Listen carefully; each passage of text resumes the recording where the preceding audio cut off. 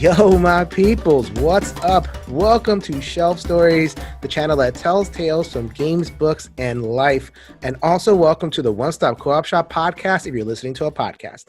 My name is Jason. Thank you so much for stopping by to this big, happy family, big, happy gaming family. Travis Hill initially put out the call. It's like, okay, let's hop on a podcast. I got a little bit of a break. And so you know what? We have turned this into a family conversation. And we're going to go wherever. Many of us know each other. We've been interacting for a long time. So we're just going to see where it goes. So I will introduce Travis first. Travis Hill, formerly of Low Player Count and currently of many published works, many zines. Successful Kickstarters. He is on his break from academic advising in an academic setting, and so he is here on the podcast. Welcome to the show, Travis Hill. Thanks, Jason. Glad to be here. It's good break between work and work to be able to sit here and hang out with all of you people. Work. Speaking of break, this man is not on vacation, far from it, but he is taking a break to join us. Has a frequent guest of Every Night is Game Night for contributor, so I want to thank you very much for that. This is the man who runs Gaming Rules, which is one of the, what I like to say, OG content creators. If you want a rule book, if you want a tutorial, if you want things explained, nobody in content creation does it better than this man. He is Paul Grogan. Welcome back to the show. Well, thank you very much for the introduction. Are you going to explain to me what OG stands for, though? Is it good or bad? Original gangster. Right, okay. It's good. Use a gangster. Positive thing. It's good. Okay.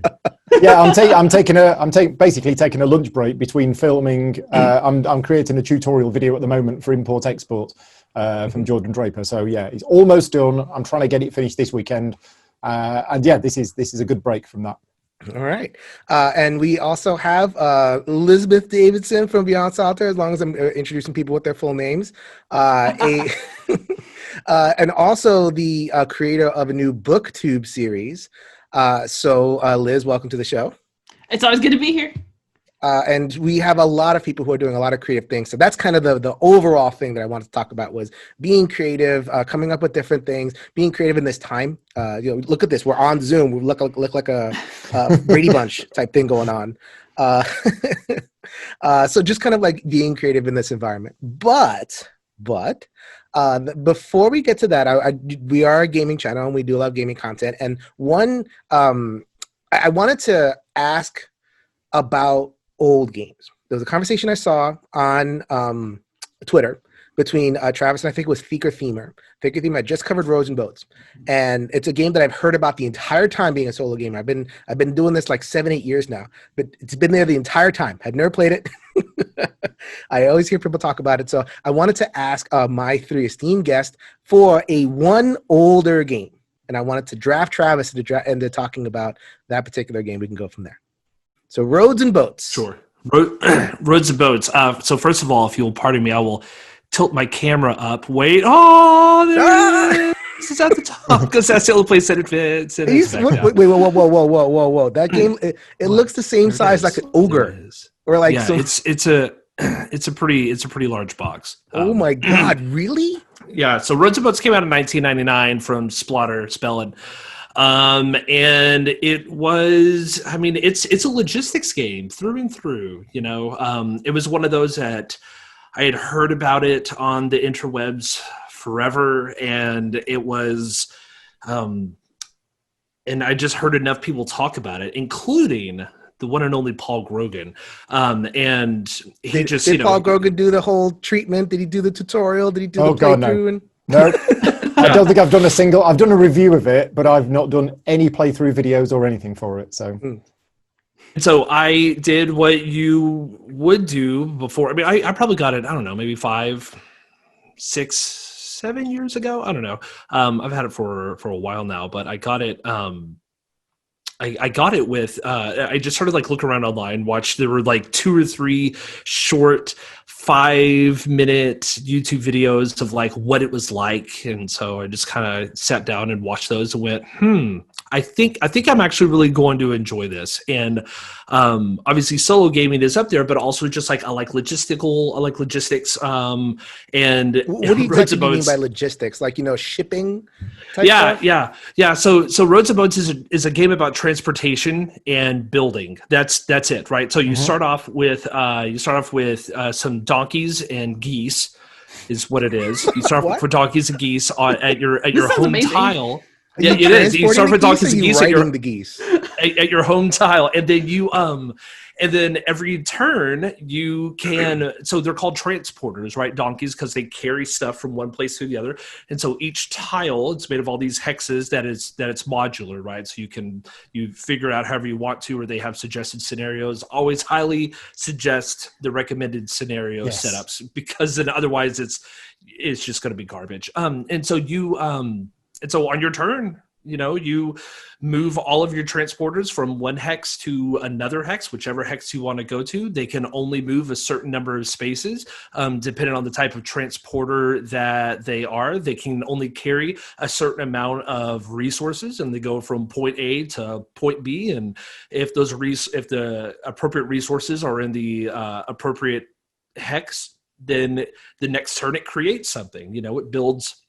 It makes a sawmill, excuse me, or it makes or it makes a bank, or it makes a whatever, right? Because really, in the grand scheme of Roads and Boats, it is a game about logistics and transportation, but in a very light theme. It actually is a little bit of a civilization game in the sense of you're starting from the bare bones of nothing through industry, and at the end of it, you have trucks and you have airplanes if you go into any of the expansion and whatnot. And so it's a really interesting, very tedious bit where you're moving these itty bitty donkeys around with these itty bitty chits. Like, to give you an idea, in mine, I have those, I have 2 G&T counter trays that are divided up between all of the bits. So that you can just kind of set them on one side of the table. What I also really love about Roads and Boats is that it can be as interactive or as solitaire as you want it to be, right? So whenever I first teach the game to people, if it's a 2 or a 3 player game, from the get-go, I just kind of tell them, hey, how mean do you want to be whenever you play this game?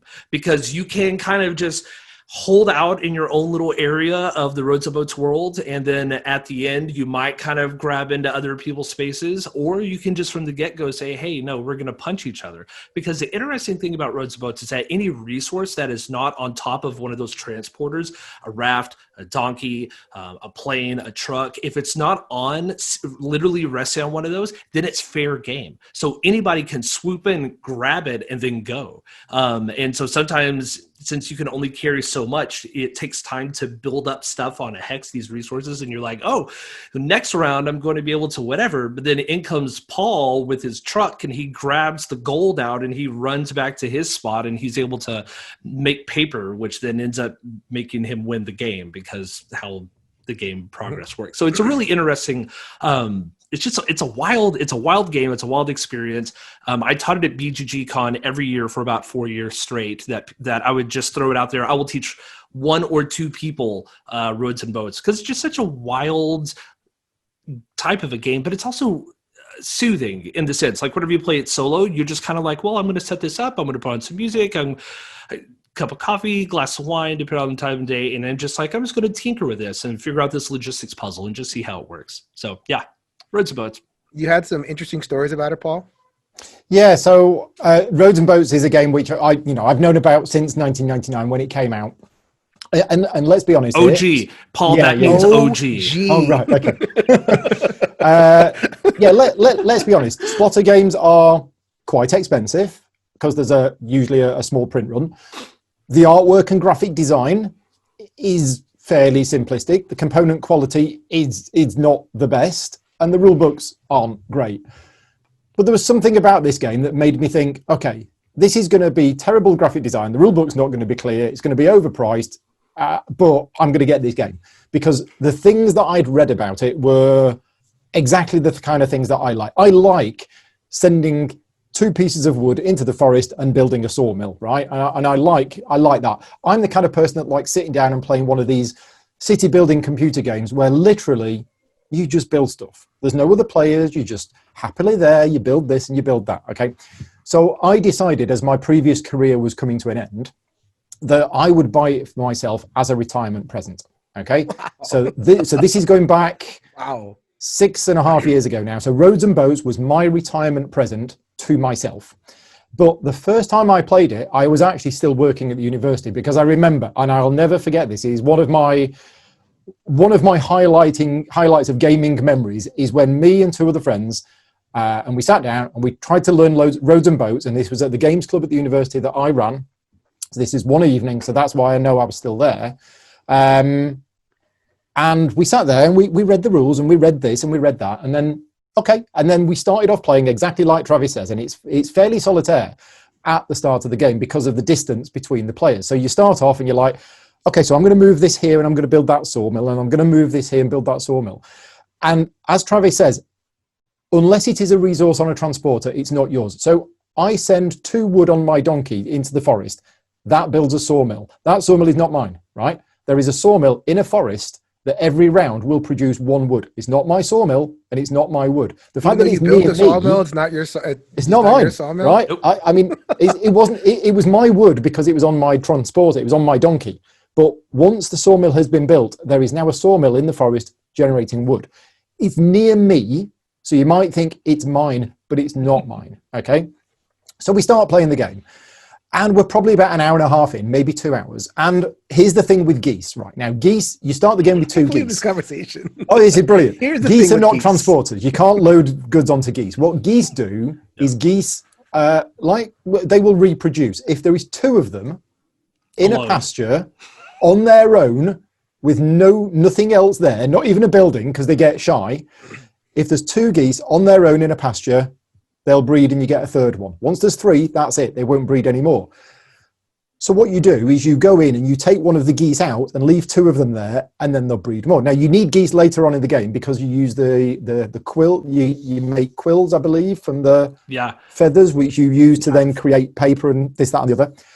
And to pin technologies. That's it, yes. Yeah. But one of the things with geese is, although you can pick them up and store them on a transporter and take them places, geese will follow anybody else's transporter. So what you can do is you can walk into a hex, and rather than having to pick them up and load them onto your transporter, what you do is you walk into a hex that has geese and walk out of the hex, and you can choose whether they will follow you or not. Right, that's the rules. We read the rules, we understood the rules, now we know how to move geese around from one place to another. So 2 hours into the game, a friend of mine is sending this donkey over these hills into my territory, okay, which isn't my territory at all, but it just happens to be a hex on the board where I have 2 geese. And he walks in there and then walks out again. And he says, and those geese are going to follow me. And I went, oh, wait a minute. And the penny dropped. And an hour later, all hell broke loose because suddenly we are playing possibly one of the most interactive games in my collection, not counting the games with direct conflict, okay? So another hour later, these 2 are squabbling over something or other in the middle of the board. I build a raft. I sail the raft up the river into Marcus's hometown, where he's got this big pile of stone, load the stone onto my raft and sail off. And he's like, where's my stone gone? And I'm like, I nicked it. And it's just, you know, ultimately, as Travis says, there's a civ game and there's a tech element to the game because it all starts off with, you know, sawmills and quarries generating clay. Ultimately, you will be building gold mines, you'll be smelting that gold into coins, and you'll be then using the coins to make certificates. And again, you build a gold mine in the mountains, which starts to generate gold, that's not your gold. So you leave it there, and then at some point, somebody will turn up and load the gold onto their transporter. Turn order is absolutely critical in the game. There is a very clever mechanism for changing the turn order, but you get this. Once the interaction starts, you get 2 people turning up at a mine, suddenly a gold pops out the top, and then there's effectively this squabble over turn order for who gets the gold. And it's just, Roads and Boats is a great game. There is no game that I have that is like Roads and Boats. And I say great game. To be honest, it's probably not in my top 20 games. It's a great game because of what it is and what it does, and the fact that it does it differently. Now, interestingly enough, I've not played it solo yet. I've only actually played it multiplayer. I am keen to play it solo because I think I'd have the same experience of Travis, in that you can just sit back and you go, what shall I do this turn? Oh, I'll just move these bits around here, and I'll just move these bits around here, and just kind of enjoy the journey of playing it. But yeah, it's a fascinating game. I've never heard of any game like this. No. And it's interesting because it's also one of those games that, because so many of the phases are simultaneous, that kind of literally what happens in a multiplayer game is, okay, you ready? Okay, great. Yeah. Are you done? Okay, cool. I'm done. How about you? Okay, great. Let's go to the next part. Like, that's just what you do, you know. But if you don't like that, then this is not the game for you. Right? Yeah, and the fiddliness is not to be understated. When you have a hex with like 2 donkeys, a pile of you are talking tiny little components. Yeah. And this would work better as a computer game, because you have to go, oh, did I move that one? Right. So I think I moved that one, and I think I picked up this on the way. And you've got to kind of, I mean, what I do is I angle my pieces so that I know which ones I've moved and which ones I haven't. But sometimes I'd like to go, oh, wait a minute, I've changed my mind. I'd like to put that one back. Oh, where did that come from? Oh, I can't remember. You know, it's the fiddliness in the game. I mean, it's got like over 1,000 components, but all of those are like tiny little chits. It's it's crazy. Any interest, Liz? Yeah, I'd play that. I've actually wanted to get it, but they had like a re-release of it. It was $99 at the time. I was like, I don't have $99. It costs me more than that. If you don't got it, you don't got it, you know? Yeah. I got funny story about my purchase of it. I received years ago. I received some Amazon gift card from somebody, and it was like for $50. And I went, well, you know, it was at the time that I was still like buying board games on Amazon. And I looked around and I was like, I just wonder. And no joke, Roads and Boats was on there. Right. Like the 3rd edition or the edition before the 20th anniversary edition, whatever that was, 4th edition maybe, I don't know. But it was on there for $100, and so I got Roads and Boats for $50 brand new. Nice. Shipped to my house, and that's my claim to fame right there. Very nice. So what counts as an old game? Since we're talking about older games, like, okay, first of all, I just realized that my blog is going to be 5 years old in January, and I don't know how to feel about that. But also, it goes fast. But what is old? Because like, if I could start playing an old game again, so I'm normally a solo gamer, but I want somebody to reteach me backgammon, because I used to know how to play it and I thought it was fun, and now I don't even remember how to play, because even the most basic rules of something you played 100 times can elude you if you wait long enough. I think old is a sensibility. Old. Like there are certain games you play and it kind of feels like there's a feel to it, because like the gamings have kind of like developed, right? So like I just finished this game, It's a Wonderful World. So I reviewed it. It's a neat little like, you know, card draft thing. I really like it. And the expansion has a campaign mode. And I'm thinking to myself, you know, 5 years ago, if Pandemic had come out, like it would be a campaign game now. Yeah. But, you know, back then we didn't have that concept. So it's like, we're just going to throw modules in a box. Now we have the campaign concept. And so a lot of games are coming out like, okay, I have a couple modules, let's just string them together to campaign. So like, I'm going back, and now Pandemic's an old game. Yeah. It's old. Ancient. You know, like I listen to Guns N' Roses on the oldies station, Nirvana, oldies. Oh no, yeah. I've started to hear the music of my time on classic rock stations, and it's like, oh no. I think in terms of putting a figure on it, maybe anything that's older than 10 years old is. Oh, I mean, you've got old like backgammon, chess. Yeah. Then you've got old like Monopoly and Clue. I said Clue for the US audience because we call it Cluedo. Not Cluedo. And then you've got we can go Cluedo. I bet Cluedo has a lot more of a stately ring to it. Cluedo. Oh right, okay. And then you've got old in terms of modern board games, and I would say anything that is more than 10 years old is probably old. So Puerto Rico is an old. I wouldn't call it an old game. I'd call it an older game, which I know is the same, of a certain age. Slightly different. Semantics. Yeah. Yeah. So we'll go to you, Liz. Is there a 10 plus year? We'll go that. I know I'm surprising you with this one, but is there a game that came out 10 plus years ago? That would be 2010. Oh, geez. I don't know. So the reason I can't answer this that well is mainly because I don't ever know what year anything came out because I just don't pay attention. Like I have to put a list together of games that I like from 2020. And I'm like, but what about something like Sherlock Holmes Consulting Detective? That originally came out in like the 80s. You've 1982. reworked it. It's so good. It's still really like I know that things like Detective City of Angels maybe have a better gaming system, but like it's Christmas break. I'm kind of been thinking about like maybe I'm gonna pull my Sherlock Holmes back down. I never finished the original box because I was so sad that I was gonna run out of cases. Yeah. So maybe it's time to accept that things come to an end and maybe like make some hot chocolate, some cookies, and like sit there and solve some Sherlock Holmes puzzles by the tree. I mean, I think that sounds like a good idea. And, how far did you get with the original box? I'm about halfway. All right. Okay. Yeah. So, it's like there's 10 cases in there. I've done like 5 cases. I need to do 5 more. Mm-hmm. And I mean, I have the other boxes. So now I can like comfort myself by getting more. But, but I felt, it's an older game, but I feel like the system has so much charm. Obviously, it's been redone with things like Mythos Tales. And then, you have other games that I think are inspired by it in some way. So you have like Detective City of Angels that has like the board. There's something nice about pulling out a map, pulling out a fake newspaper, interviewing some people. I never play that game right because I want to read all the flavor text because I just really enjoy it. But that's an older game that I think still deserves some love. Yeah. And Paul, you were responsible for. I was going to say, did you pick Sherlock Holmes Consulting Detective knowing my?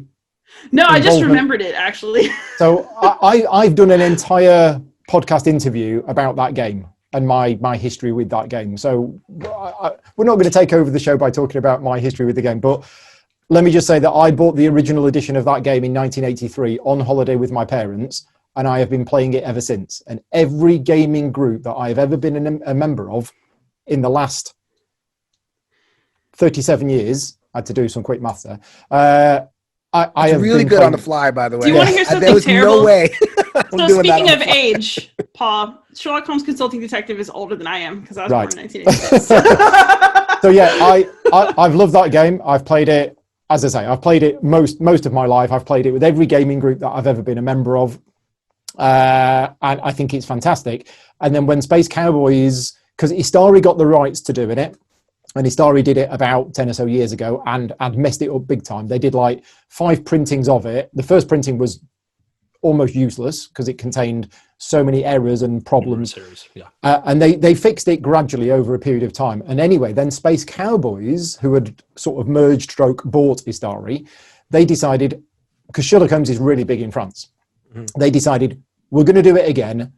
And Space Cowboys were a client of mine. They'd used me for a couple of projects, and they reached out to me and they said, Paul, I don't know if you know about this game, but we're going to be doing a new version. Would you like to do the editing for it? And I'm like, would I like to do the editing of one of my favorite games of all time? Yes, please. So it's really nice that they brought it back.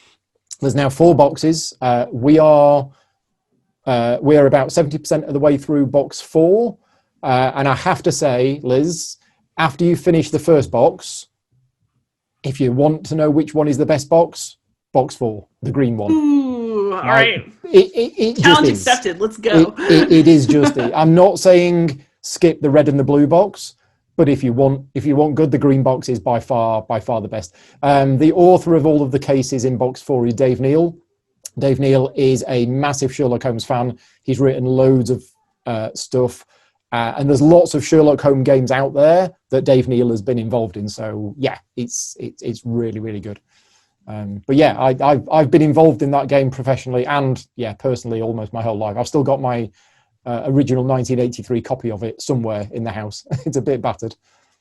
That's awesome. I love mysteries. I like a little period flavor. You know, like you get like that Victorian, I don't know what era it's actually, but that taste is that Sherlock Holmes vibe is so nice. Yeah. Are you a Sherlock Holmes guy, Travis?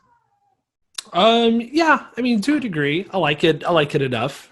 Right. I'm always intrigued whenever something new that Sherlock Holmes comes out. I played Sherlock Holmes Consulting Detective. I think Lindy and I made it 7/10 of the way through the first box, and it's Wow. it's sitting behind me somewhere, ready to get picked up eventually. Again, we had a lot of fun with it because Liz, like you. I kind of wanted to get through it. My wife wanted to explore every single nook and cranny of London, and it was like, oh, we haven't got we don't care about scoring, right? Yeah, because that's how I play it. They're scoring at the end of it. We're just like no. But there were a couple times that we went on either vacation or an anniversary or a weekend getaway or whatever, and we would bring the map and the books, and we would just sprawl out at a bar and just sit there for a couple hours and play. And it's way fun. We eventually turned into, especially if we were at home, we get plexiglass and put it on top of it, and get dry erase markers and make notes there. And so stuff like that's just way fun. It's just the length for me because we are so because we go through everything. Whenever we go through it, it's a very comprehensive experience. And I'm not shy of long games, but it's the fact that we're we're reading, a lot. 20, 30 pages out loud of script, italicized text on dark brown backgrounds that hurts my eyes and my throat after some time. But I really do. As a teacher is impressive. Actually, my dream, speaking of as a teacher, is I would love to make a knockoff version of this in Latin, set in Pompeii or something for my students. One of these days, it's going to happen. Do it. You can. So I think the theme that emerged accidentally is not only old games, but games that inspire you to have a cup of coffee or a glass of wine. So, Paul, we'll round this out. Can you think of a game that that makes you that gives you that sense of comfort, that gives you that sense of I need to have this with a glass of port or some kind of warm beverage? We've touched on the two that I could I would probably have mentioned at this point. Those are the two. Okay.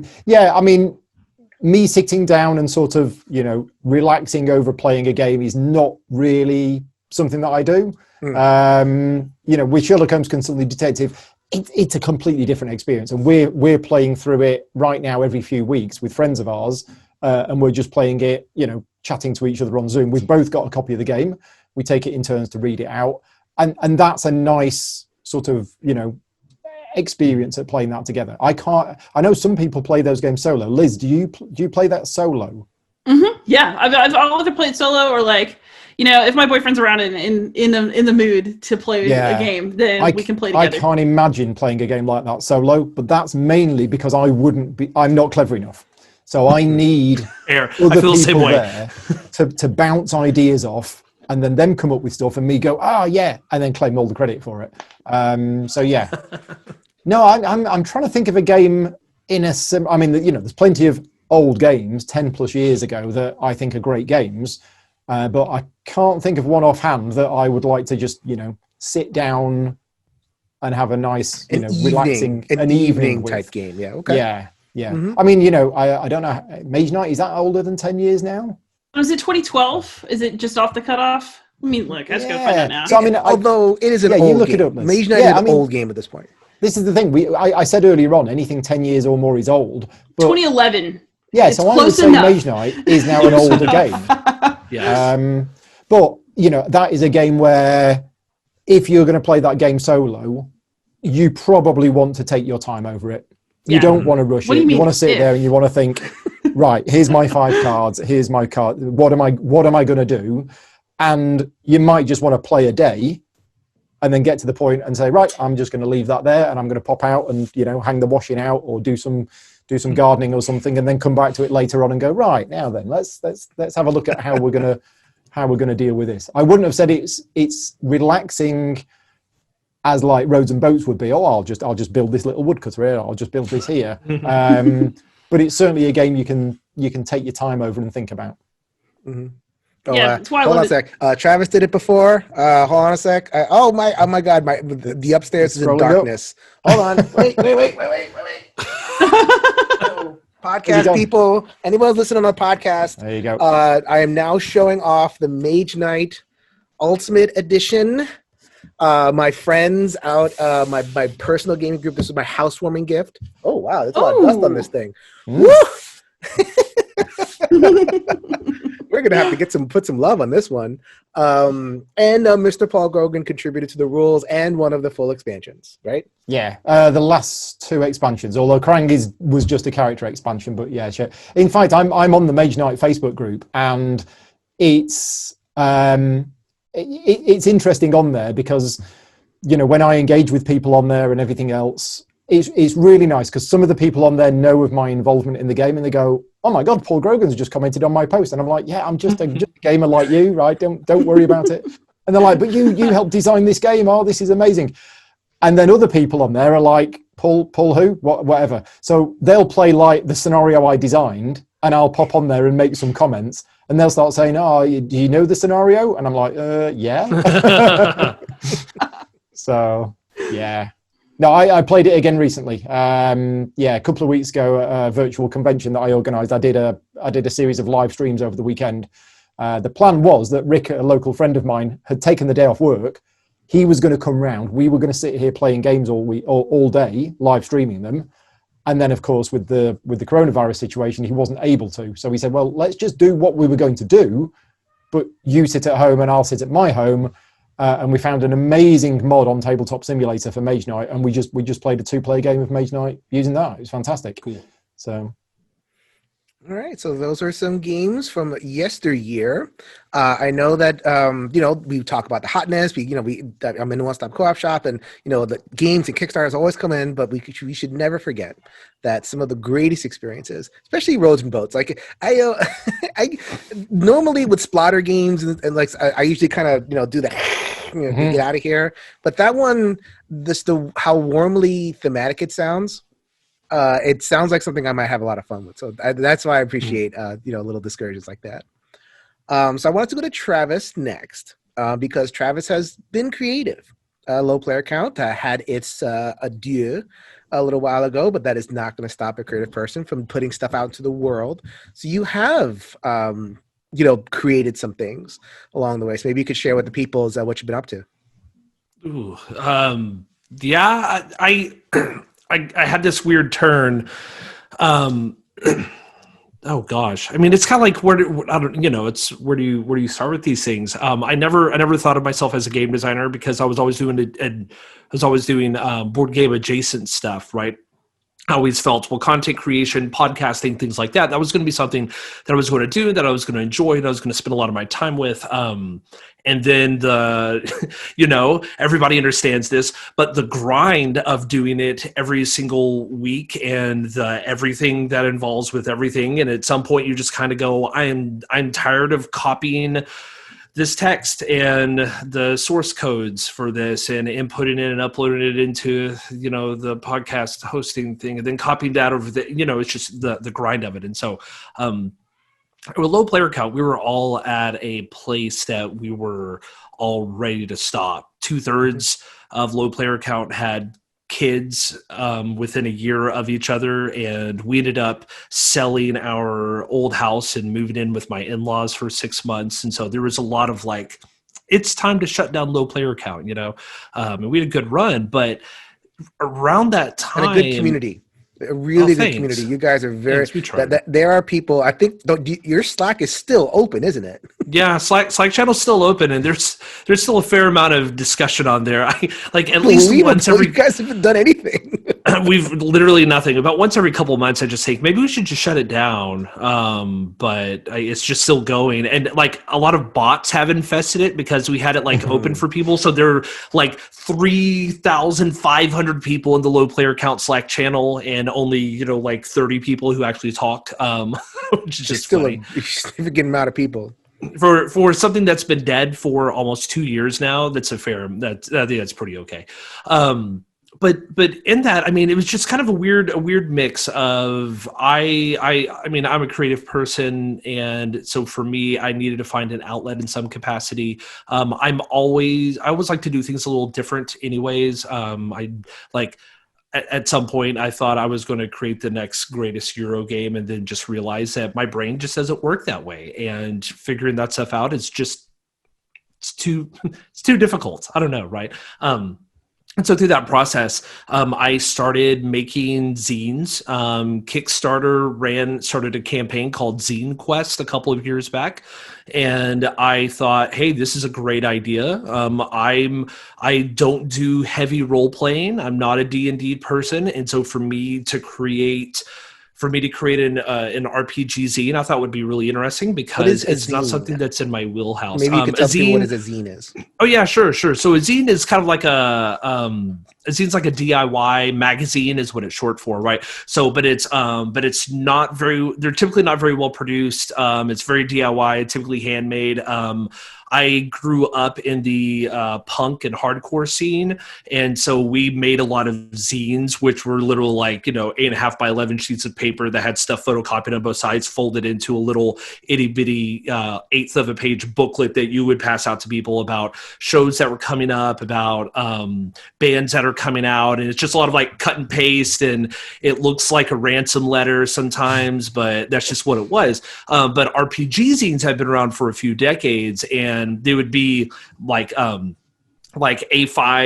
A5 sized printed out half booklets that people would make for role playing stuff, right? And so Kickstarter a couple years ago, I believe 2019, they decided, hey, we're going to make a campaign in February for indie creators to make zines. And so it would be whatever you want. It could be its own RPG. It could be a supplement of something. It could be a hack of whatever else it was. And I thought, hey, this would be interesting because this kind of isn't anything that I've ever spent a ton of time on, but I'm a creative person and I like to make stuff. And so I created something for the 2019 Zine Quest called Reunification. It was a 3 to 5 player question asking letter writing game that was about a family who had been separated by a civil war and had finally started to make that reunification process after the Civil War had passed on.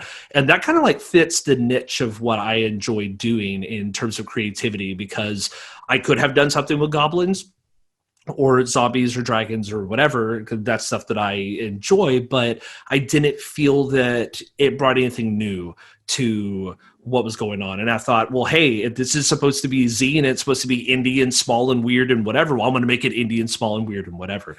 And so since then I've made 3 other zines that have come out, one called The Wait, one called Our Innermost Thoughts, and the most recent one is The Portal at Hill House.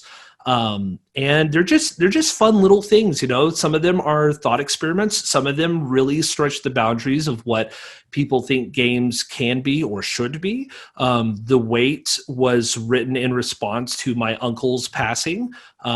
He passed away after a 2-year-long battle with strokes and diabetes. And because of that, The Wait is about a family that is literally waiting for somebody to pass away after being pulled off of life support, right? And so it's a really tough topic, obviously, and I got a lot of positive and not so great feedback from people, which makes sense, people questioning what is a game. But to me, that's stuff that I really enjoy, is to figure out what are those boundaries of a game. Our Innermost Thoughts is a collection of small, weird solo RPGs and LARPs, right? So live action role playing. A lot of people think of LARPs, they think of dudes with styrofoam swords and shields in a park hitting each other. I think of Dracula and Succubus. I think of people with the false teeth and the capes and World of Darkness type stuff.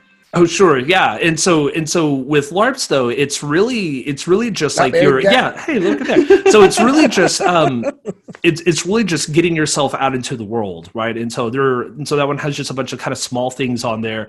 Small RPGs, there are 5 of them, 4 of them are solo. And that came out this past summer, back in July. That was fueled by COVID. And then through the process, one of the games in there, which is Letters from a Bookbinder, is a solitaire journaling game. And adjacent to that was Portal at Hill House, which is a solitaire house exploration game, to where you are going. A portal has opened up in a house. We called it Hill House because my wife and I actually co-wrote it. She did a lot of the graphic design and some of the ancillary stuff. And so between that, it's just a solo journaling game about exploring through a house and finding weird artifacts and trying to put them all together and close up the portal. And that's really it. And for me, all of this stuff is fueled. So much of this stuff was fueled by being locked down, right? I had somewhat been creative, but whenever everything had been stripped away, whenever I went from a weekly gaming group or a bi-weekly gaming group to literally nothing whatsoever, and by this point I had started to burn out from solo gaming, from spending 6 and 7 years creating content for it. I had started to burn out from just doing solitaire gaming, and so I needed, even though I'm highly introverted, I needed something else in there. And so being able to, create and just kind of throw stuff out there. And fortunately, the stuff has been very successful. I'm not kidding. So the funding goals on all of my zines are $300 because that's how much it takes. Whenever I say, I'm going to send this out to, 50 people. But then like the last zine, like 900 people backed it. And that was just pretty extraordinary for me. But I don't do it I just do it because I find it interesting and I find it fun. On the opposite side of that, I also have spent the entirety of the summer making weird economic cube rails games, kind of like a la like Winsome style games, right? Like Chicago Express and Irish Gauge and Ride the Rails and stuff like that. That's what all those clamshells are right there. Those are all those Winsome train games. And so but I spent I'm doing like weird RPG design, or I'm doing these weird economic cube rails games. And that's it, because those are things that not a lot of people do. And I feel that I can be myself in those without having to meet a standard that has been given. Like if I'm going to make a light to midweight Euro game, I would feel that I would have to tick off specific boxes to be able to make that happen. But with this way, I just kind of do what I do and really say, so what? If somebody picks it up, cool. If nobody picks it up, cool. I'll self-publish it. That's been the nice thing about Kickstarter is I've now felt comfortable making stuff on my own and sending it out on my own. So yeah, that's really it. But I'm not kidding whenever I say the majority of it has been fueled by not being able to go anywhere and playing this stuff forever now. It's like, well, dang it, I'm going to do something about it. So Liz, you held up, for the podcast listeners, I think it was My Innermost Thoughts? Yes, our Innermost Thoughts. This is a cute little, this is what a zine looks like. They're not that big. Have you had a chance to break it open yet? Yeah, I've reviewed this for Dice Tower. Oh, okay. Well, yeah, I really thought it was neat. I mean, it basically bends sort of the rules of what a game is, which is what I think RPGs are good for. A lot of times you think about games like, how do I win? How do I min-max this game? That's not really what these are about. It's more experiential. And I mean, what better time to be a little more meditative than the present? So yeah, I really, I got a real kick out of them. So if I wasn't all connected up with my headphones, I'd be going into the other room to get my copy of Portal at Hill House. Oh, good, you got it. Now because we're organised here. We've got a Google sheet which is a list of all of the things we want to do over the Christmas period. Right, it's about 150 things long, and on there is Portal at Hill House. So hopefully, if we can find the time, 2025, yes, it is on the it is on the list of things that we would like to do. Over the Christmas break. So looking forward to that. And that's impressive. My to-do lists are never good for more than like a day or 2 days, maybe a week if it's like for work. I mean, I'm like the let's make a list on a piece of scratch paper or like somewhere in my bullet journal sort of person. Like that level of organization is beyond me. I have my list of games made by friends, and I keep them independent of my to-do list, because my to-do list I can get pretty savage with it. If it's like if anything is below like item 4, I usually just kind of like, all right, you weren't going to get done anyway. Just get so like, but so whatever the 4 is, and it's usually either like a list of Dice Tower reviews or a list of games that have been recommended or whatever. But then games made by friends is going to be like, okay, we are going to get to this. It's going to happen. The to-do list is where like a lot of things go to die for me, because like it's almost like I did the thing already. I put it on a list.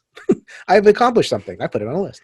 But one of my friends, Tim Hirama, made a game Archmage. It's like, I got to play that. I got it anytime. Yeah. He was a loyal listener to the show. He made a game. Boom, done. I don't know. Tristan Hall has become a friend at this point. I'm going to play his games. I don't care. It's going to happen. And same thing with Travis. When that will happen at one point. My issue is I don't have I think everybody here has described playing games with their significant others or within their family unit. And my family isn't there yet. My wife is no go on games, and my oldest is 5. I don't think I can take my 5-year-old to Hill House. I mean, who knows what the results of that would be? You could, with Hill House, right? I mean, it's just a deck of cards, right, that you sort out based off of suit and you flip over, and that corresponds to a descriptor of the house. If you wanted to, you could, depending on, however your 5-year-old feels, you could go through, you could rewrite all of those descriptors just remix it. So that it's not stuff like, putrid flesh or anything, but instead it's like, it's like 2-year-old unicorn with rainbows. I mean, I don't know what your 5-year-old likes, but I'm just saying. She does not like My First Orchard. That we can verify. I did like a solo game compilation a couple of years back, and Chase's had footage of it's her name's Simone, right? He was trying to get her to roll some dice, and she was just crying and saying no. It's brutal, man. I'm so jealous of the people who have like spouses and families that game. Yeah, my boyfriend won't play with me all the time, but he definitely supports and like will join me some, and we do video game together and stuff too. So, So Travis mentioned being creative in the quarantine, right? And continue to generate content. So like, we've all dealt with it in different ways. Travis, completely like kind of blown the doors off. Liz, you went the book route, and we could talk about that. Like you have your BookTube project, just to kind of like do a different thing. Paul, I feel like I'm seeing so much content from you. Well, this is the thing. I feel like you just every time I see it, it's like, okay, new playthrough, live playthrough, because you have the live capability now. So like you're doing a lot more with that. The more rule books, more stuff. It's like, oh my God, what is this man doing? Yeah, I mean, creativity is one of those things. I personally don't think I'm a very creative person. I could not do what Travis has done. I could not say, I'm going to create a zine. I might have an idea, but then I'm not able to actually execute that. And similar to what Travis said about wanting to design the next, a medium weight Euro game, I've been wanting to do that for 25 years, and I haven't. And the reason I haven't is because I can't. And I don't think I'm particularly a creative person. Okay, whenever I post any picture online of here's the figures that I'm painting at the moment, and people go, oh, they look really good. Yeah, it's kind of like paint by numbers. I Google the pictures of other people's paintings and go, oh yeah, I like that, and I copy it. So although I'm painting, I don't think I'm actually being creative in that. I'm just painting something. And it's a very similar thing when I'm doing my rule books or my tutorial videos. Personally, I don't think they're creative in an artistic sense.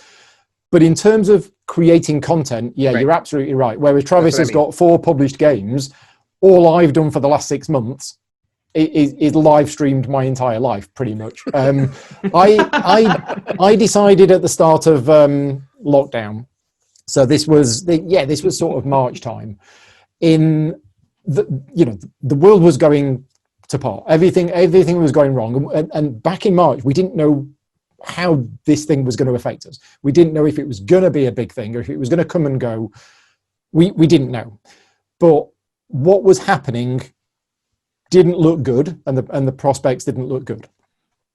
And I sat there and I thought, I can't fix this, right? I can donate money to charities. I can do that, and I can try and help people in that way.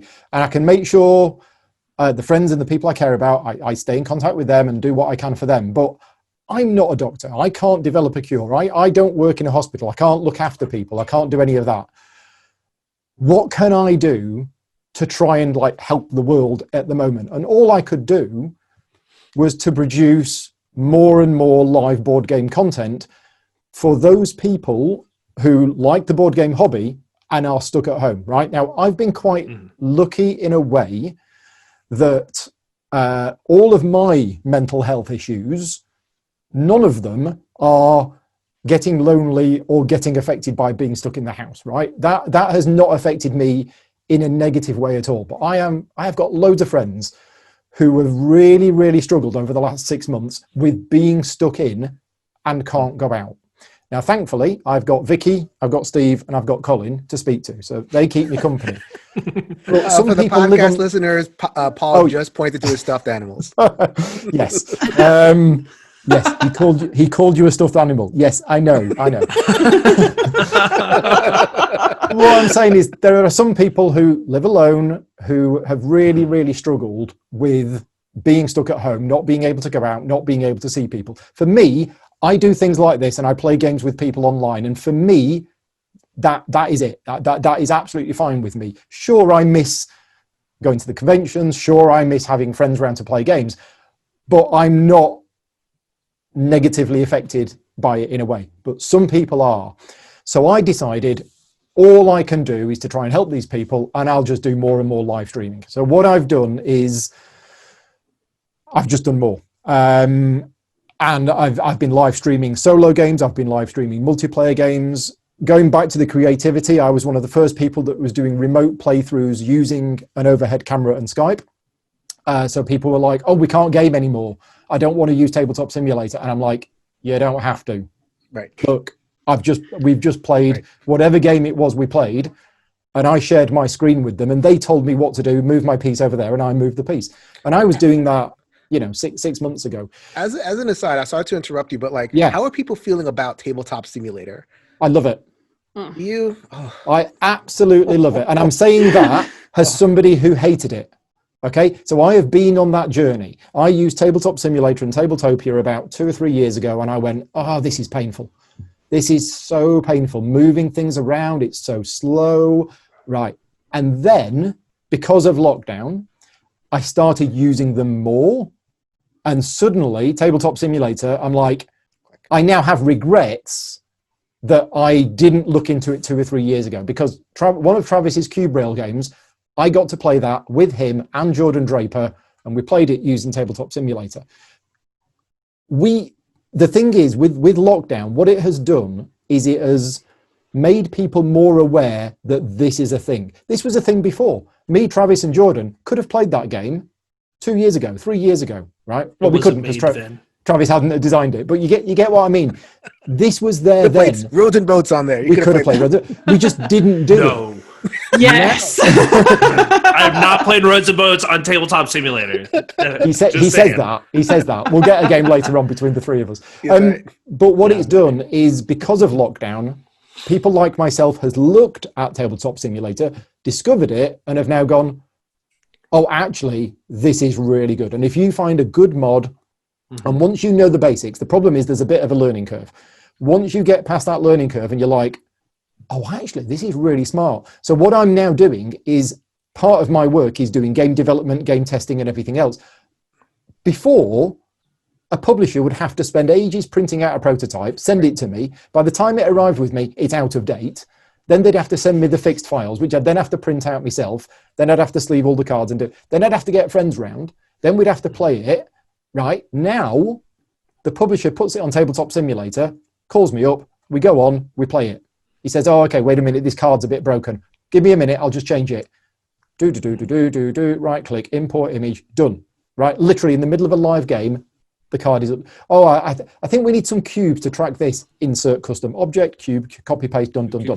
For play testing purposes, around the world, with other people, games designers, friends, publishers, Tabletop Simulator is amazing. And it just took me going back to it again after initially having a really bad impression of it, to realize how right now essential a tool it is.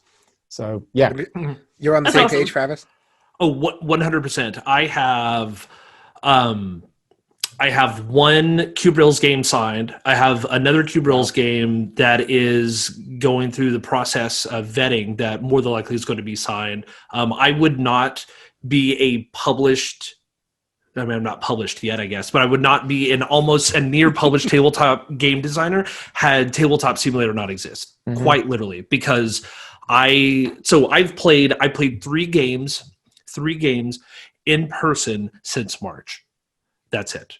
I think I played Time Stories twice, and I think at one point I played like Nemo's War, and that's a lot. It might have been 6 or 7 games, but 6 or 7 physical games since March.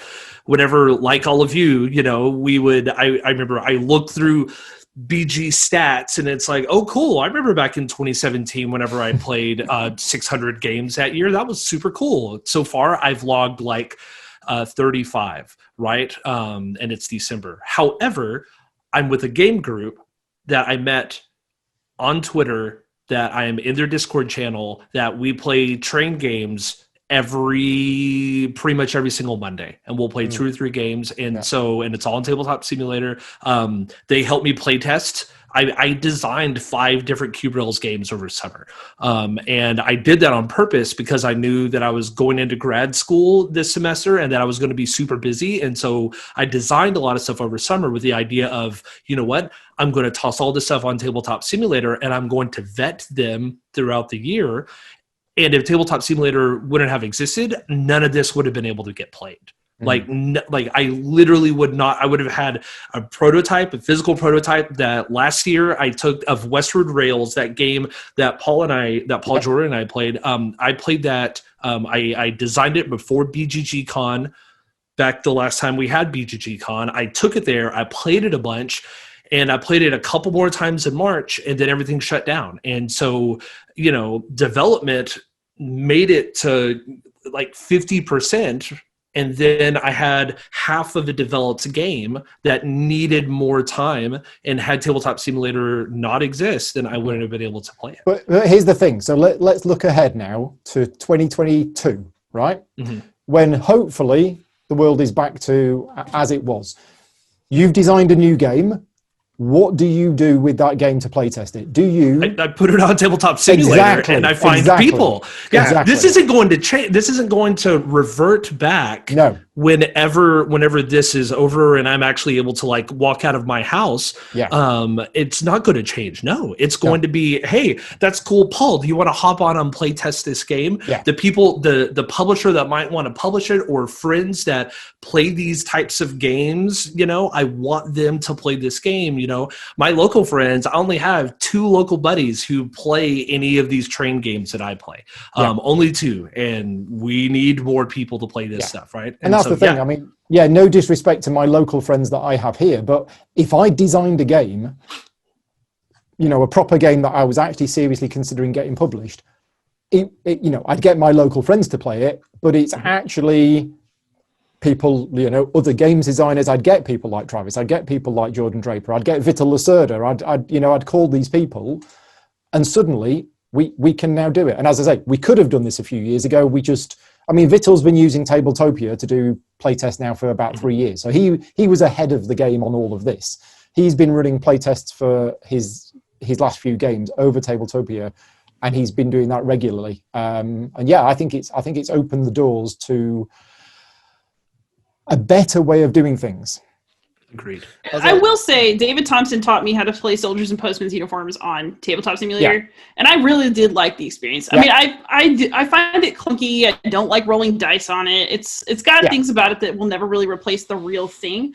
But in terms of somebody teaching me a game and anybody being able to teach me from anywhere, if somebody will invite me to their server and walk me through the game, I'm in for that. Personally, David taught me how to play Europe Divided over Tabletop Simulator. I live streamed it, and in that live stream, he taught me how to play the game. And that's the thing.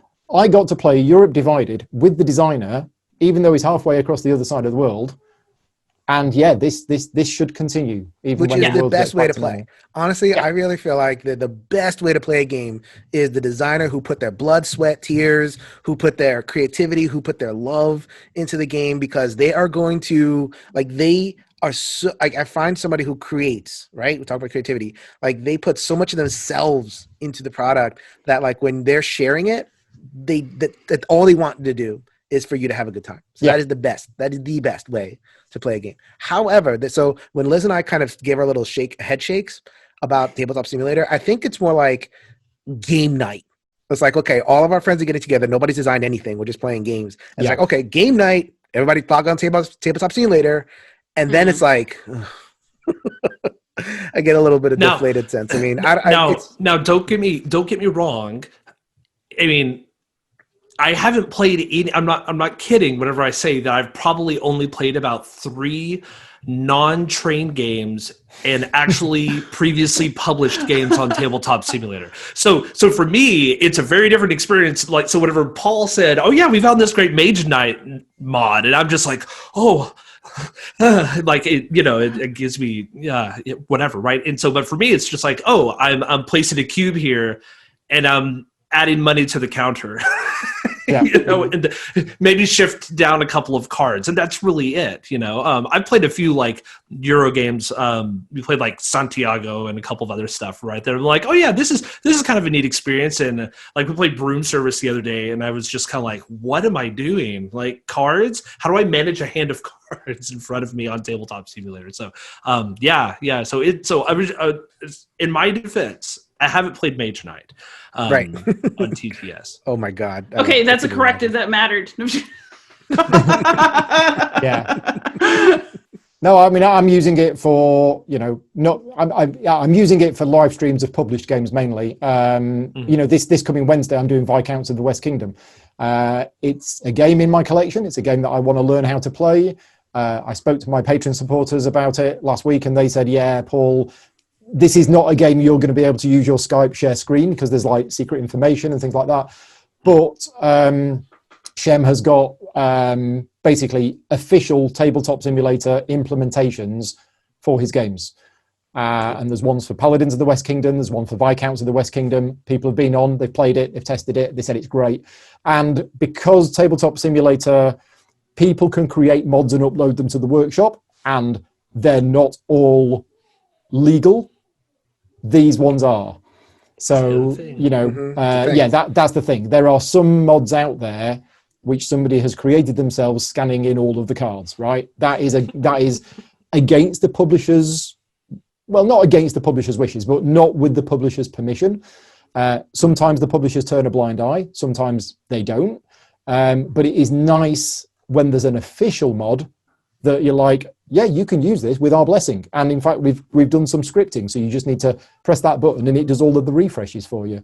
There's a lot of automation in some of the scripting that makes it really nice. I mean, another game from David Thompson, Undaunted. So Undaunted Normandy, great game. There's a Tabletop Simulator mod that is available, which is completely unofficial, but the level of scripting in it is, which scenario do you want to play? Scenario 1, click the button. And it basically saves you 10 minutes or 15 minutes of setup time because it puts all of the tiles in exactly the right position. It sorts all of the cards out. It's literally great. And that is a game which I really like. I'm not able to play it because of lockdown. So I've played it with a few friends on Tabletop Simulator. It's, as I said earlier on, that is giving me the fix. That night when I played Undaunted Normandy on Tabletop Simulator, I felt that I'd played a board game with a friend. Mm-hmm. And the fact that I was sat here, in front of the computer, not wearing any pants, didn't matter. It was still, I was still playing a game with a friend. So yeah, it was good. What's interesting is that my creative arc during quarantine has been a little bit different. Like, I think that some people have done more, or they've just pushed more online. And I was already introverted, and I think I've just gotten more introverted. So two big projects for me came from quarantine. One was my podcast, which I really love to do. So I started the Beyond Solitaire podcast, and a lot of people assume that it'd be about solo gaming, but actually I pretty much just interview people with interesting things to say. So like later today, I'm going to interview a professional war gamer who does like government contracts, and then tomorrow I'm going to interview some Canadian academians who have written an article about gendered language in rulebooks. And so I'm finding ways to connect too, but it's different. It's like I'm looking for people to have the kind of, I guess, deeper conversations about board gaming that I wasn't always able to find anywhere. And I've had time to find and connect with people who normally I would never have talked to, but because we've all been home with nothing else to do, it's made it a lot easier to make connections with people that I might not have connected with before. And then, yeah, Jason, as you talked about, my other big project that's about a month old now, I took all of October just off of YouTube. I needed a break. The school year started, and I was just, But, the one thing I like more than I like playing board games is actually reading. I've always been a reader. I read a lot. I probably read. So last year was exceptional, and then I read less than 100 books in the year. I read a lot. And so. No kids. Only other people's kids. But, I wanted to have a place to talk about that and to, sort of express my interest in books as well. I didn't want to torture, my game followers with that. Mm-hmm. So I just made a sub-channel called Beyond Solitaire Books. I had somebody swap my logo die out for a book. Actually, it was Mike Kelly's wife, and she did that for me. And, I've just been doing it, and it's like a whole... That's fun. Yeah, I think one of the reasons is that I like to make videos and I like to do YouTube and I like to talk to people and create media. Mm-hmm. But I've been really wanting to slow it down on my channel. I am very much, it's hard, right? Because you feel so much pressure to create all the time. I think maybe even most for you, Paul, because you're full-time, this is your job. Yeah. For me, it's something that I can quit whenever I want to. But, I feel a lot of pressure to produce more and more and more, to grow and grow and grow. My channel is not huge, but I'm approaching 7,000 followers right now. And the temptation to just make more, push more is strong. But I've been trying really hard to pull back and not just make videos. I've been trying to focus on, okay, what tutorials can I make for people that are underdone or where I think I can be particularly useful? Can I take my time with that instead of feeling like I have to do it on a certain schedule? Because it messes me up to feel like I have to keep making more and more, and it makes me enjoy games less. And so I think the reason I've got these other projects going is it helps me get my creative instincts out, and it helps me find people to connect with and things to talk about, without me feeling like I'm learning games too fast and trying to push them out too fast for my own satisfaction. Because I'm, for me, it's about trying to find the right balance, about trying to,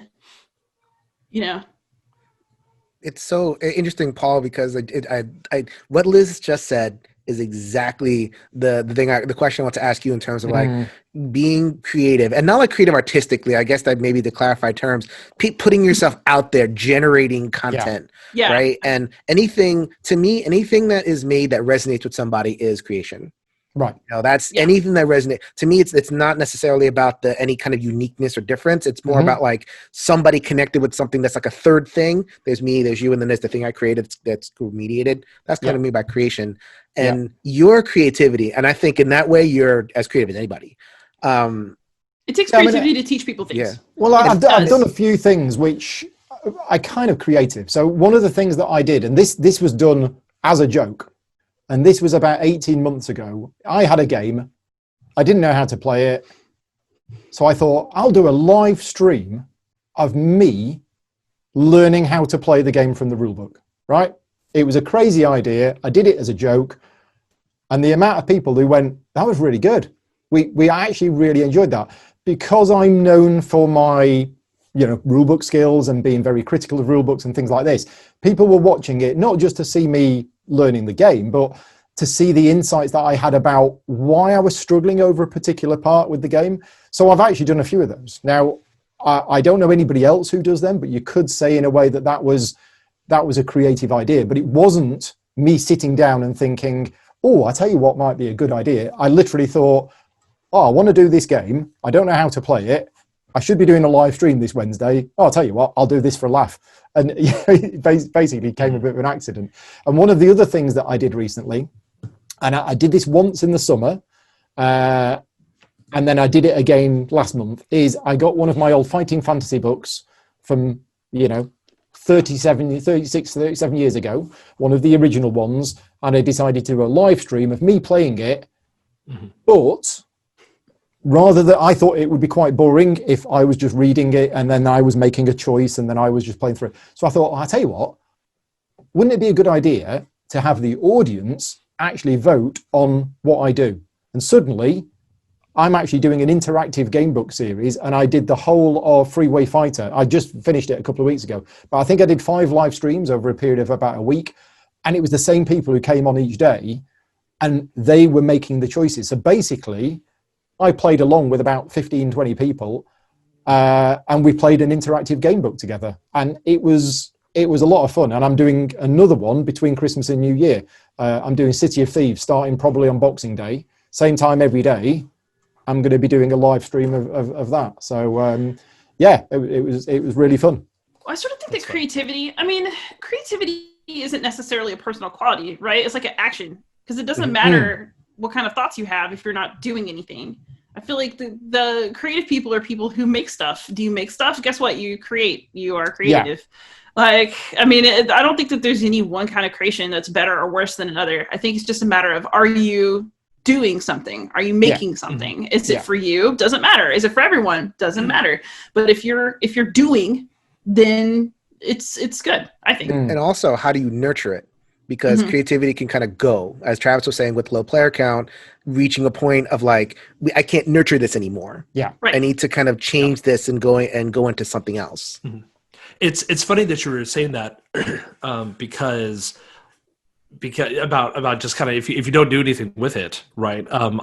In the middle of this, about 5 minutes ago, I just got a DM from another content creator, right, who does a lot of content creation stuff, who said, "Hey, do you have an email address that I could send you a PDF? I got inspired. I'd never played anything like Portal at Hill House before, and I got inspired and wrote something for it." And I'm like, that's incredible, because this is a content creator who does kind of like the standard review, playthrough, write some articles, shoot some videos, stuff like that. And the fact that this is like something totally out of that person's wheelhouse is great. And that's the beauty, for me, that's the beauty of creativity, is that your creativity is ultimately, a lot of times we do it for ourselves, right?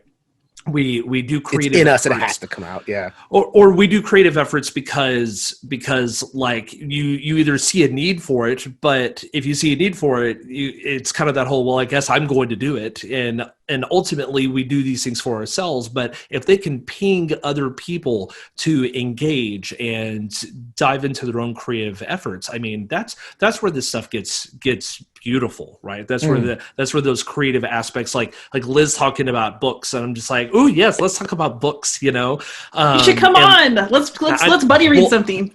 Well, to give you an idea, I started a book on August the 8th, and I finally finished it last week because grad school ended, right? But it's just kind of one of those of like, oh, books, I remember those things. Paul, you were joking about paint by number with those miniatures that you paint. One day I'll show you the one time that I painted some Mice and Mystics miniatures and why the rest of them have not been painted. Right. Send me a photo. I actually have the same experience, by the way. I did a couple of the roaches and they look like little poops in this. but that's the beauty of creativity, right? Is that if you don't see it in other people, then it's not going to ping off of you, and it might not even be from where you expect it, and that's the joy. That's the joy of it, But it is also like you need to be able to to balance it out. So like I shoot a lot of videos for work. I'm an advanced academics advisor, but half of my job is college advising, right? And so I talk to 9th through 12th graders about any and everything that is college related. And since I can't reach every single person on campus and I can't see everybody on campus, I shoot 1 to 3 videos a week that are just wholly unscripted. That's me setting up in a classroom with a light and a microphone and a camera and go, hey everybody, let's talk about what's going on this week and something that you need to be focusing on. And I just have to do it, and there's that moment of, had I not done low player count as long as I had, I wouldn't have the tools and the mindset of, I guess I can just do this now, and it's funny because other people on campus, they look at that and go, oh my gosh, Travis, how do you do that? And I'm like, well, I mean, you just do it. I mean, it's information that has to be out there and you just make it happen. But what I've seen is other people, other teachers, other counselors have done the whole, how do you do that? I want to learn how to do that because I want that to look good for whatever I do as well. And it's been cool being able to see how one bit of creativity of moving out, and this is obviously part of COVID education anyways, but part of being able to jump out of your safety net, has inspired and encourages other people to take those leaps as well. Yeah, it's also happening in my Latin classroom. Like the skills that I've learned as somebody who does YouTube and recording, and I've made so many just stupid Latin videos this year, but that works, and then other people want them too. The other thing is that being creative in one part of your life will bleed into all the other parts. So like everything that you do, anything that you do, right, is potentially the seed of something that will happen in another part of your life. It's like the what's with the seed crystal or something like that, or like you break a glass and it kind of spider webs out. So that's kind of how it works. Like I love what you were describing, Paul, about like you have your thing that you do, like you have your tutorials, you have things you're paid for, but then it's like, wait a minute, here's one thing that I'm never going to be paid for ever. No one's going to pay me for a Final Fighting Fantasy thing. And it's just like, you know what? There's resonance. Yeah. Community resonance, and I think like creativity and like community resonance have to go together, and it's weird, like it's kind of sad when you create something and no one resonates with it. It's like I don't know how you I mean I'm one of those people that does videos and then reflects on well, there wasn't that many people watching that live, maybe that's not the kind of thing they wanted. And to be honest, those live streams that I did of me playing through an old Fighting Fantasy book, I thought that would have resonated with a wider community more than it did. But those 15, 20 people that are primarily my patron supporters that were there for every stream, they're the ones that I ended up doing it for, and they're because and it was brilliant, and they're the ones that are going to be there between Christmas and New Year for it.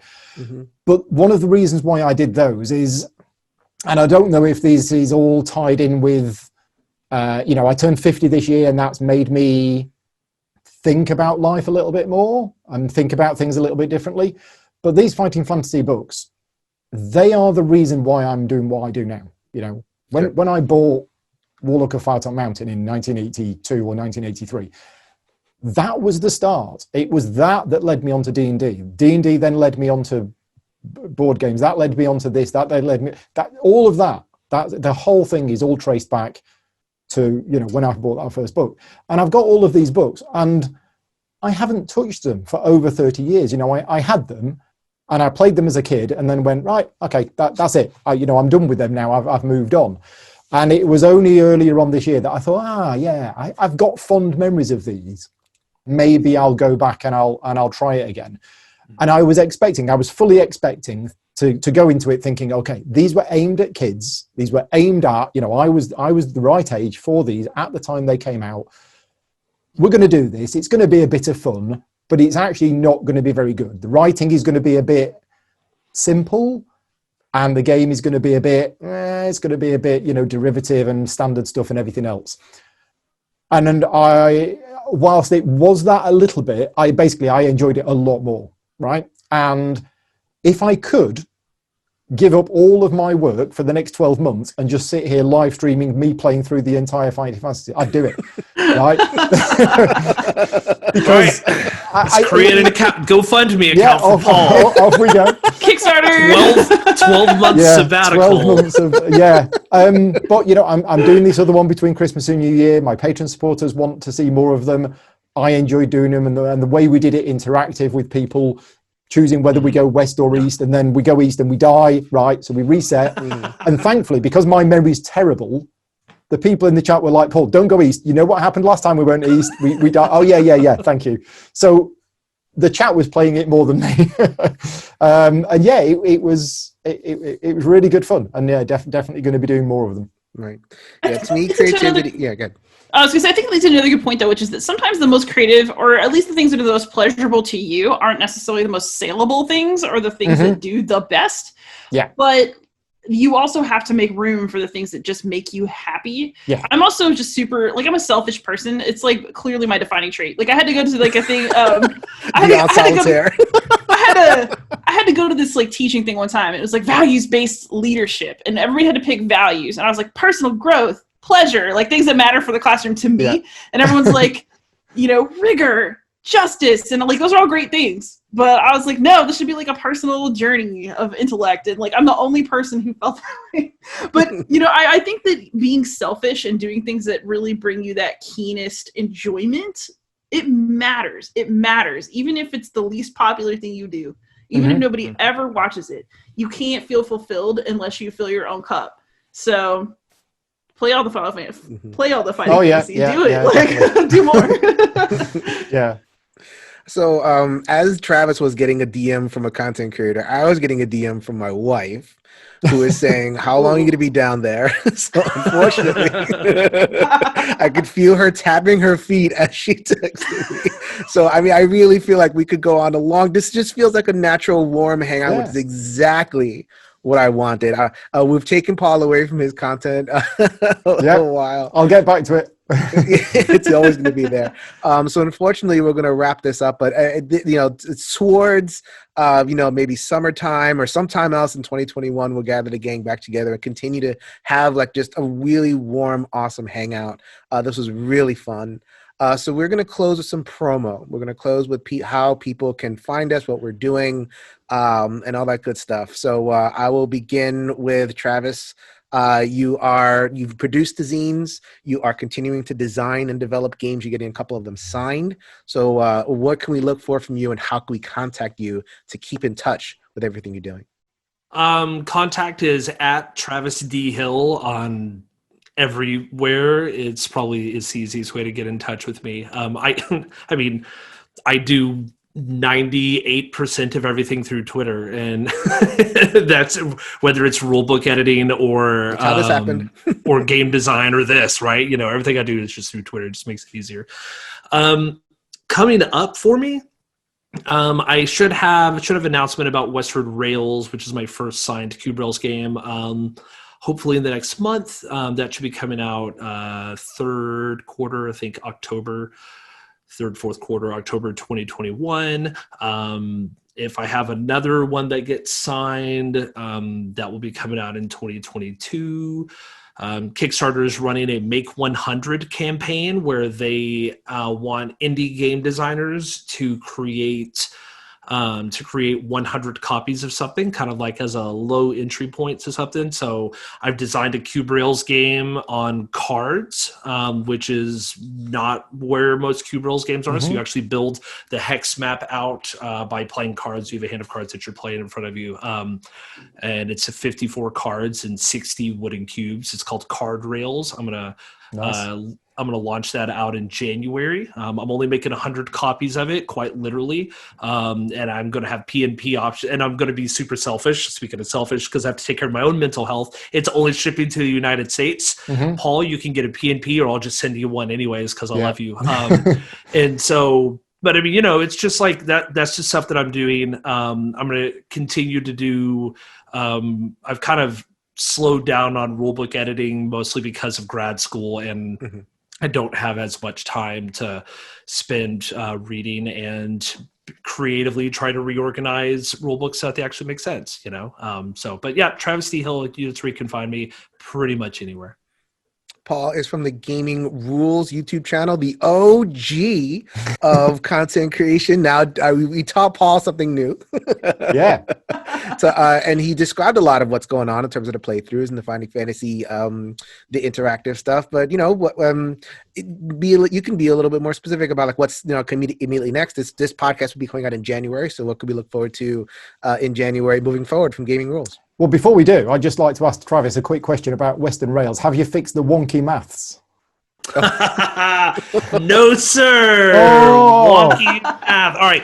So we have to explain this. There is a tradition. It's a tradition in Cube Rails games that whenever you have multiple shares of companies, right? So if I have 2 shares of a company and Paul has the 3rd share of a company, and let's say it pays out $24, right? You divide that between 8. You divide the 3 between 24, you get $8. I take 16, Paul gets 8. Well, if it's $25, not 24, then you still divide it by 3, but you round up, right? That's just what that's what you do. You round up. So instead of me getting 8 or me getting 16 and Paul getting 8, I would get $9 a share. Paul would get $9 a share. So I'd get 18 and Paul would get 9. However, if I had full ownership of the company and I had 2 shares of it and it was paying out $25, well, you take the 25, you divide it by 2, and you round up. And so I would actually get $26 a share,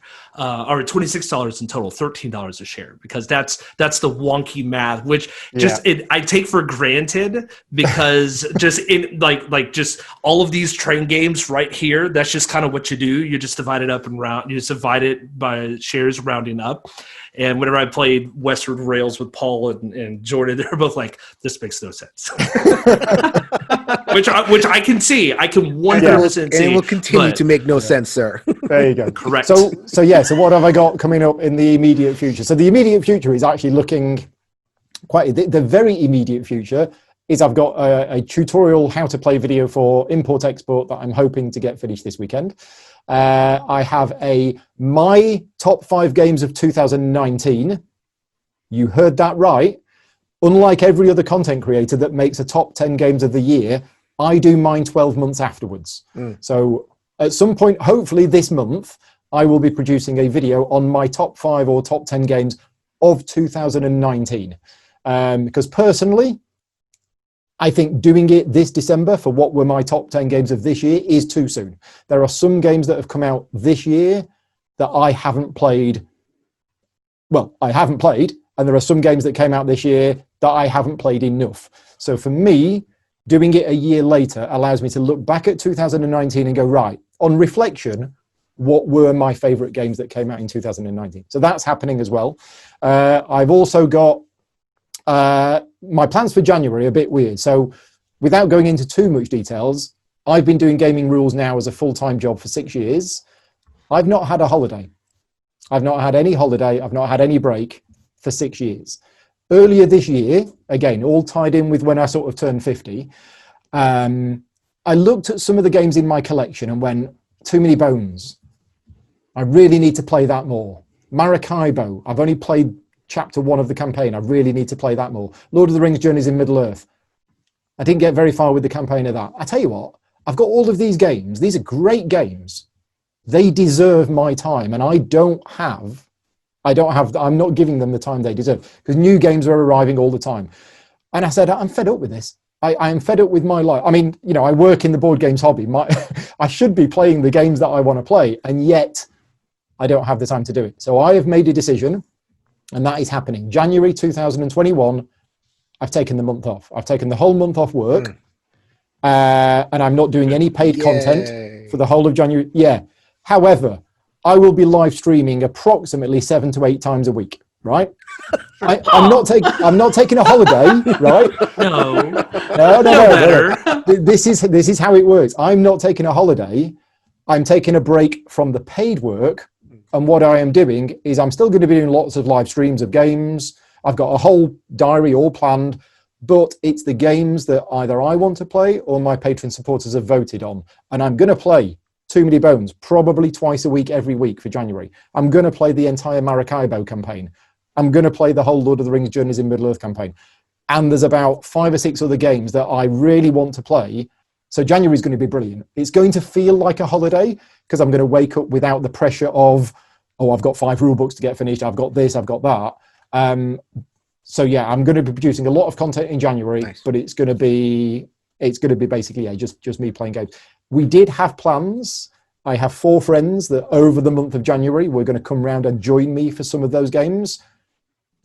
That might not happen now. We will see. We will see what the UK rules are. They're changing every couple of weeks. So yeah, a friend of mine has just finished painting all of the miniatures for War of the Rings 2nd edition. So I went, great. Come round in January. We've got a date in the diary. He's coming round. We're going to play War of the Rings 2nd edition with all of his painted miniatures. Yeah, we might not be doing that now. Well, we will see. We will see. But yeah, so I'm really excited about January. It's been a long time coming.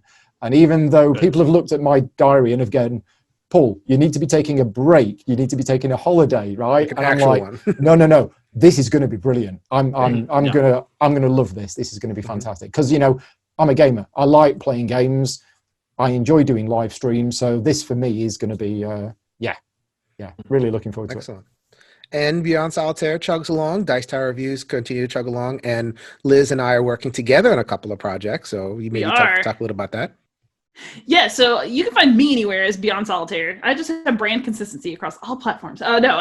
You can feel free to tweet me. I probably answer tweets best. I'm on Board Game Geek, but I never actually check those messages. So just so you know. So my board game channel is Beyond Solitaire. My book channel is Beyond Solitaire Books. So you just add an extra. You'll know it's me because it's the same red panda as always.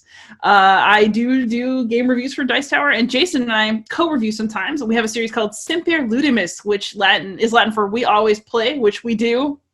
Like, we probably can't get through anything without cracking up a couple times. Yeah, right. Mm-hmm.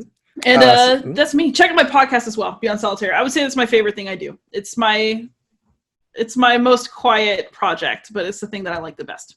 Nice.